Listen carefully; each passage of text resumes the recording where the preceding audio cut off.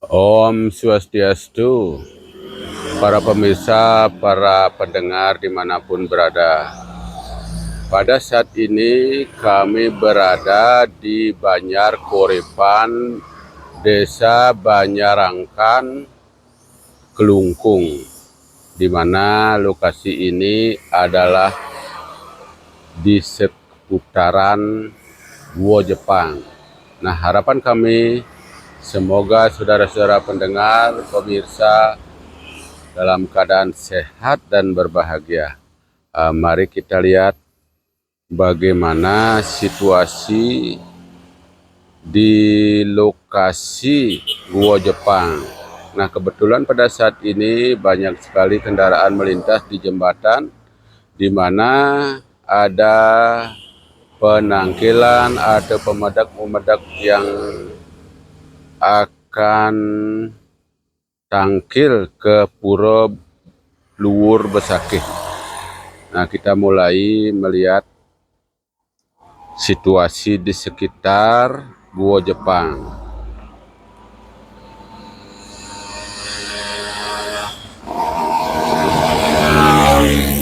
Nah, sekarang lingkungan daripada Gua Jepang sudah ditata rapi oleh Pemda Kelungkung. Nah, ini saudara bisa lihat sendiri. Banyak sekali perubahan-perubahan. Nah, tepatnya berada di Jembatan Tukat Bubuh. Jembatan Tukat Bubuh. Di seputarannya ada patung gajah besar yang di atasnya bercongkol kidang. Nah, kita lanjut ke lokasi Gua Jepang.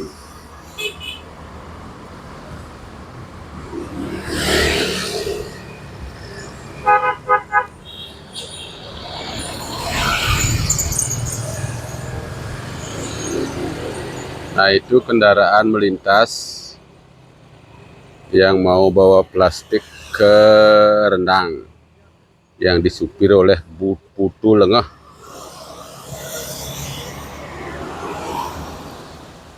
Nah, inilah pemandangannya. Kita menuju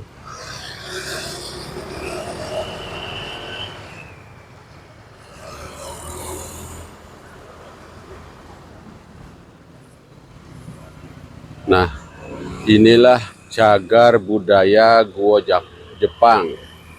Cagar budaya Gua Jepang yang telah diakui oleh Kementerian Pendidikan dan Kebudayaan, Balai Pelestarian Cagar Budaya Bali, Wilayah Kerja Provinsi Bali, NTT, dan NTB.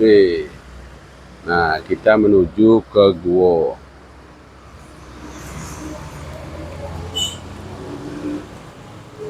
Om Swastiastu, semoga Tuhan memberkati.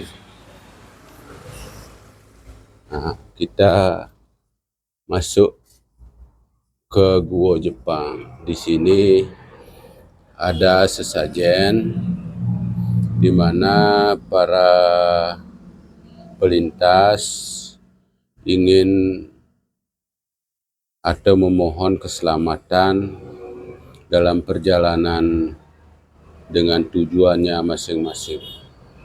Nah, inilah lokasi Gua Jepang. Sangat dalam sekali. Nah, kita lihat lubang-lubang dari Gua Jepang. Nah, kita lalui satu persatu. Ini sudah berumur kurang lebih 80 tahun. 80 tahun. Bukan. 40 ditambah 60 ditambah 20, 80 tahun. Ya, benar-benar 80 tahun. Luar biasa, ini masih kokoh sekali. Tidak ada di antaranya gua-gua ini yang runtuh. Nah, gua ini cara pembentukannya berliku-liku di dalamnya, di mana di dalamnya ada perlindungan dari orang-orang yang melintas di dalamnya.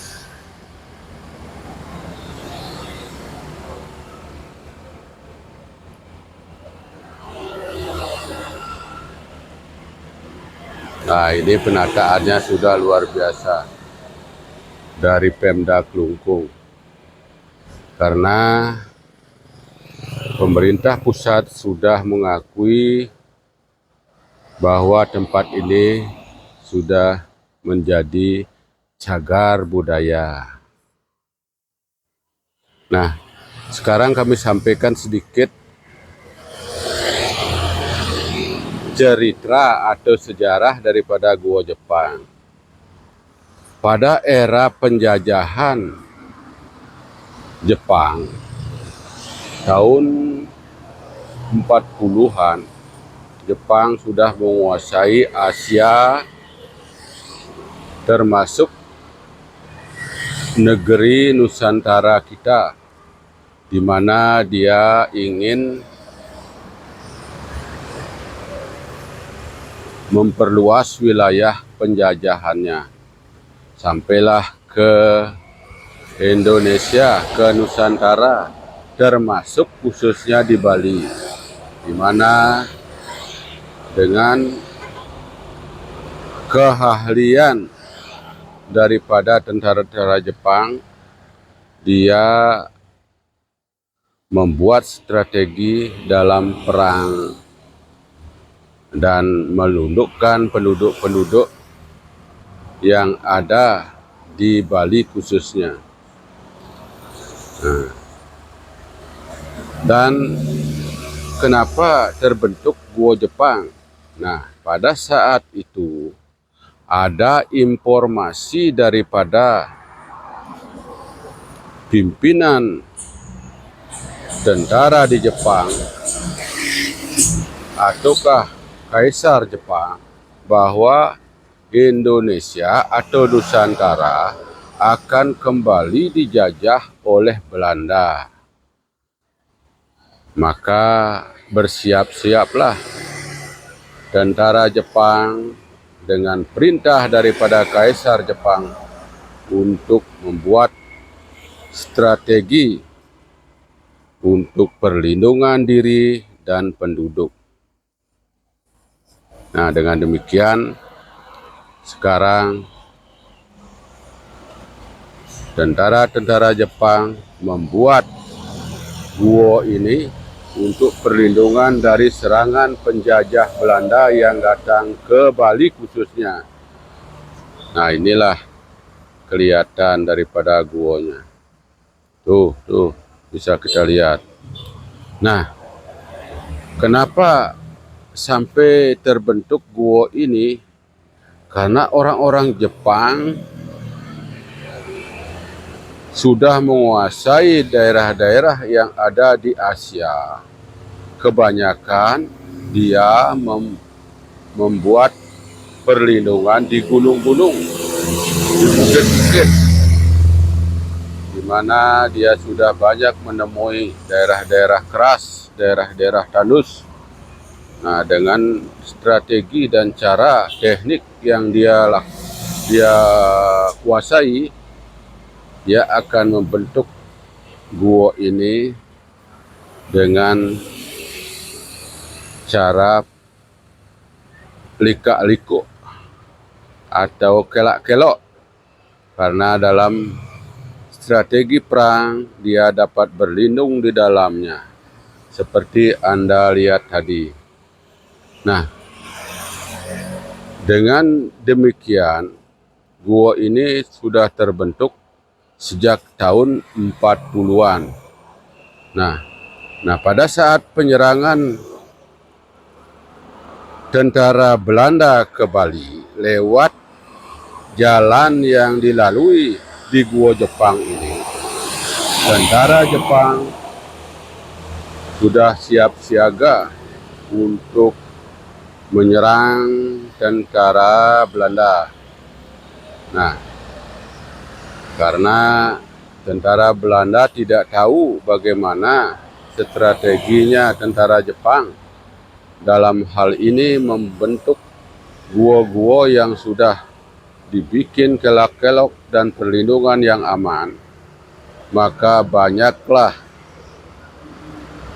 tentara-tentara Belanda gugur di sini. Nah, setelah berselang waktu, tentara Jepang juga membuat rencana dengan kelicikannya. Namun, apa boleh buat, kekalahan-kekalahan di negara-negara Asia membuat tentara Jepang menyerah. Itu atas strategi daripada Amerika Serikat untuk menjatuhkan bom atom di Hiroshima dan Nagasaki. Tanpa syarat, tentara Jepang menyerah terhadap tentara Amerika.